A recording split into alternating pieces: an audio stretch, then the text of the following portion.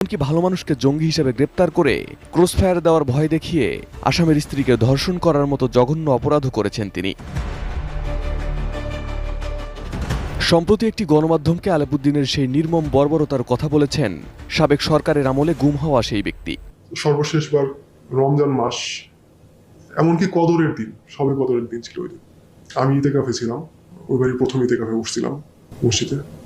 পরে বের হয়ে এগুলো তো পরে আমি জানছি আসলে যে এর মাঝখানে অনেকবার আমার স্ত্রীকে প্রেশারাইজ করছে, সে ডাকছে। আমি বের হওয়ার পর থেকেই ডাকছে, বহুবার ডাকছে। তা আমি যতদিন আমার স্ত্রীর সাথে ছিলাম ততদিন তো সুযোগ পাই নাই। আমি যখন ইতেকাফে গেলাম তখনও বারংবার ডাকছে যে এখন তো নাই। তো আমার স্ত্রী অ্যাভয়েড করতে করতে করতে করতে একসময় যখন এরকম থ্রেট আসলো যে সামনে ঈদ, ঈদ মানে তো খুশি, হ্যাঁ, খুশিটা আমাদের জন্য আর খুশি থাকবে না, ঈদের আগেই হয়তো